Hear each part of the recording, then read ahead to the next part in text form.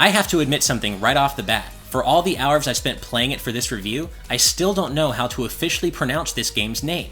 The announcer delivers an energetic Fast RMX at the game's title screen, but I've also heard it referred to as Fast RMX by various people connected to the game, and that's clearly how the name is stylized, but I suppose I'll follow the announcer's lead for now and stick to Fast RMX for this review. Still, remix is a perfectly appropriate term for what Fast RMX is. A bigger, better remix of Fast Racing Neo, which was released a little over a year ago on the Wii U, may it rest in peace. With the future of Nintendo's beloved F-Zero series still looking uncertain at best, it's fallen to developer Shinen Multimedia to fill that futuristic anti-gravity racer-shaped hole in Nintendo fans' hearts. And fill it they have, at least for this fan. That's not to say that Shinen has cribbed directly from F-Zero here, far from it. Fast RMX plays more like something of a fusion between F-Zero and the PlayStation-based Wipeout series, with a couple of its own ideas thrown into the mix that help it stand out from its cousins. The result is a blindingly fast, futuristic racer that feels familiar to fans with this particular racing subgenre while fully maintaining its own identity. Much like everyone's favorite blue hedgehog with Batitude, Fast RMX is all about racing and going, well, fast. As a result, there isn't much fluff here. Simply boot up the game, make a few basic selections such as vehicle and cup choice, and race. Story? Context? Who needs them? Fast RMX wisely doesn't waste your time with such ideas, as they're not strictly necessary in a racing game like this.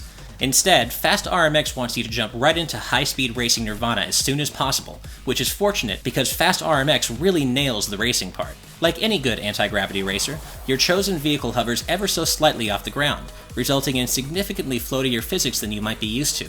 But stick with it. Fast RMX's learning curve may be fairly high initially, but once you get a handle on it, the airy, floaty physics really feel great. It isn't as simple as just accelerating and steering either.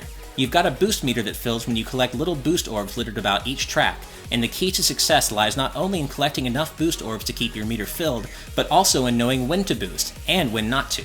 There's a great risk-reward mechanic in boosting, and you'll need to master it in order to make it to the front of the pack and stay there. And then there's the color mechanic, which is truly what sets Fast RMX apart from other racers, futuristic or otherwise. Here's how it works. Every track has a smattering of color-coded boost strips, jumps, hazards, and other gimmicks that are either blue or orange, and it's your job to make sure your vehicle's color matches the color of whatever gimmick you're trying to utilize. If it does, you're rewarded with a huge burst of speed, but if it doesn't, you'll start moving like molasses until you switch to the right color. This color switching mechanic might sound unnecessarily complicated when laid out like this, but it really couldn't be simpler. There are only 2 colors to worry about, and you can instantly switch your vehicle's color anytime you want with a simple button press.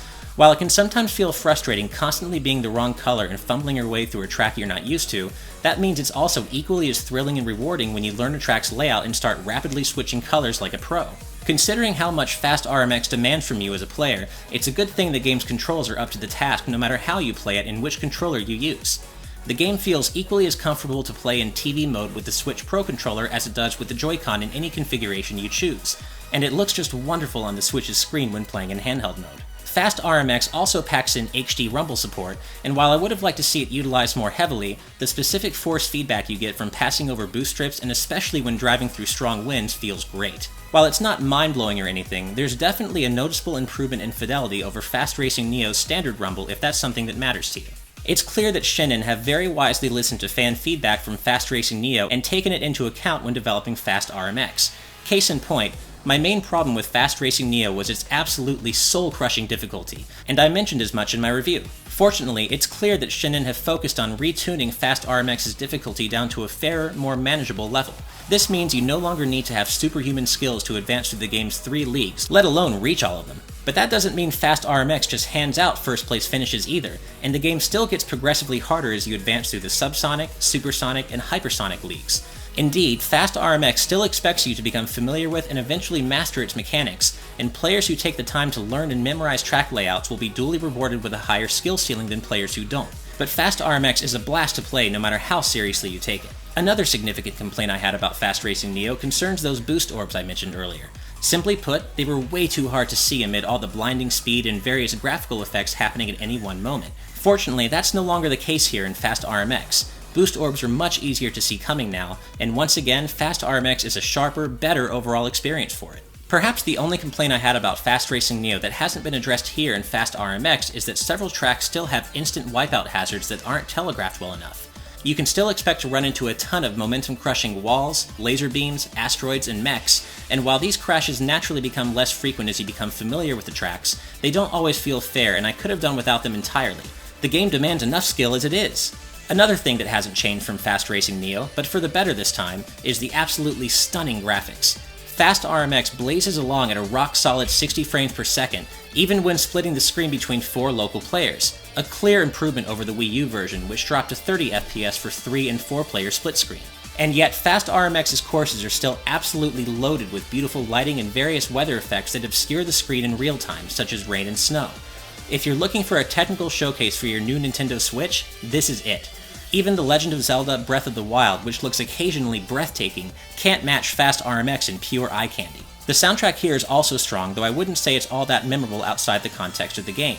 High-energy electronic music, drum and bass, and melodic dubstep are the order of the day here, and the music perfectly complements the high-speed action even if it doesn't stay in your head after you've turned the game off. Here's a fun fact for you, the announcer in Fast RMX is actually Jack Merluzzi, otherwise known as the cyborg-like announcer in F-Zero GX.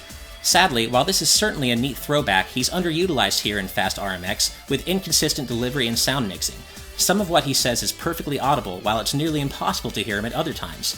Mr. Merluzzi's presence here is a great bit of fan service. It's just a shame Shinin couldn't go all the way with it. Fast RMX features an impressive amount of content, except when it doesn't. On one hand, Fast RMX includes all of Fast Racing Neo's base content and DLC alongside brand new stuff, for a grand total of 30 tracks and 15 vehicles, which is an excellent value for the $20 price tag. On the other hand, the game is a little light on overall play modes. Besides your basic championship mode, there's local and online multiplayer, which supports up to 8 players and was super smooth in my tests, as well as the ultra-challenging hero mode, in which your boost meter also doubles as a life bar. But that's it!